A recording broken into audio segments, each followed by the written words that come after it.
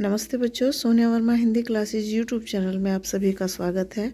और आज मैं आपके साथ प्रश्नावली 7 में डॉक्टर नगेंद्र के इतिहास से संग्रहित भक्ति काल के मुख्य प्रश्नों को साझा करूंगी। तो चलिए वीडियो को आरंभ करते हैं। आज की वीडियो मैं आपके साथ 487 नंबर के प्रश्न से आरंभ कर रही हूँ और ये हमारा पहला प्रश्न है। पुराणों में कृष्ण के कितने रूप माने गए हैं? तो पुराणों में कृष्ण के 2 रूपों का वर्णन हमें बहुतायत रूप से मिलता है और उसमें है ऐश्वर्यमय कृष्ण व माधुर्यमय कृष्ण। आधुनिक भारतीय भाषाओं में कृष्ण काव्य प्रारंभ किस कवि से माना जाता है? तो विद्यापति जी से है माना जाता है।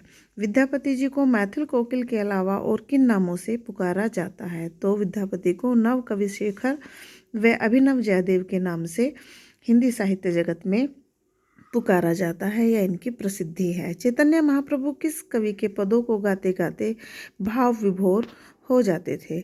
तो वह विद्यापति के पदों को गाते गाते भाव विभोर हो जाते थे। किन विद्वानों ने विद्यापति को परम वैष्णव भक्त स्वीकार किया है? तो बाबू ब्रजनंदन सहाय व डॉक्टर श्याम सुंदर दास ने विद्यापति को परम वैष्णव भक्त स्वीकार किया है।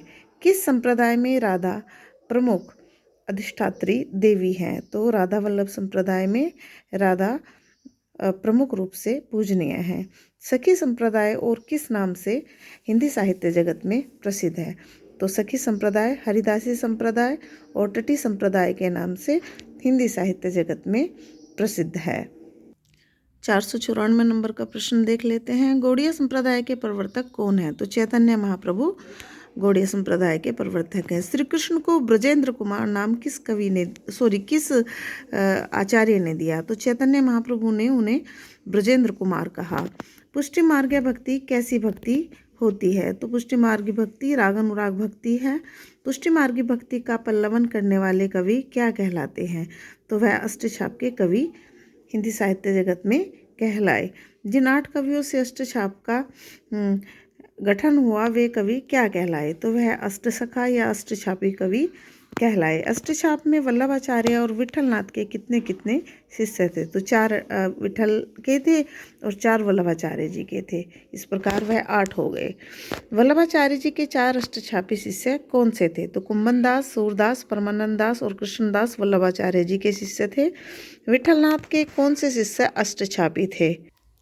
तो विठलनाथ जी के गोविंद स्वामी, नंददास, छित स्वामी और चतुर्भुज दास शिष्य थे अष्टछाप में। और अष्टछाप से संबंधित एक प्रश्न जरूर टीजीटी या पीजीटी हिंदी में पूछा जाता है। अष्टछाप की स्थापना कब हुई थी? इस पर मैं बता चुकी हूँ। सन 1565 में अष्टछाप की स्थापना गोस्वामी विठलनाथ ने की थी। सर्वप्रथम किस ग्रंथ में राम व शिव की एक साथ वंदना की गई? तो गोस्वामी तुलसीदास कृत रामचरितमानस में दोनों की एक साथ वंदना की गई है। किस संप्रदाय में कुंज बिहारी कृष्ण सर्वोपरि हैं? तो सखी संप्रदाय या हरिदासी संप्रदाय में कृष्ण कुंज बिहारी कृष्ण सर्वोपरि है। अष्टछाप की स्थापना किसने की? तो गोस्वामी या गोसाई विठलनाथ जी ने अष्टछाप की स्थापना की थी। सूरदास को पुष्टि मार्ग का जहाज किसने कहा? तो गोस्वामी विठलनाथ जी ने सूरदास को पुष्टि मार्ग का जहाज कहा। सूरदास जी का जन्म किस स्थान पर हुआ था? तो सिही के गांव या रुनकता गांव में सूरदास जी का जन्म माना जाता है।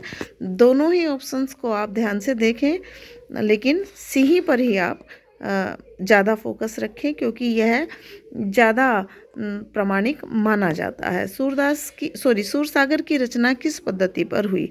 तो सूरसागर की जो रचना सूरदास जी ने की वह भागवत पद्धति पर की है। सूर की भक्ति पद्धति का मेरुदंड कौन सी भक्ति है? तो पुष्टि मार्गी भक्ति सूरदास की भक्ति का या भक्ति पद्धति का मेरुदंड है। इस प्रकार आज हम लोगों ने 509 तक की जो प्रश्नावली है वह पूर्ण कर ली है। आशा करती हूँ आज की वीडियो आपको पसंद आएगी और यदि वीडियो पसंद आए तो वीडियो को लाइक कीजिए और ज़्यादा से ज़्यादा से शेयर कीजिए, बेल आइकन दबा लीजिए और मेरे चैनल को सब्सक्राइब ज़रूर कीजिए। ऐसी ही नवीन जानकारियों या नवीन प्रश्नों से युक्त मैं नई वीडियो कल लेकर आऊँगी। तब तक के लिए नमस्ते, धन्यवाद।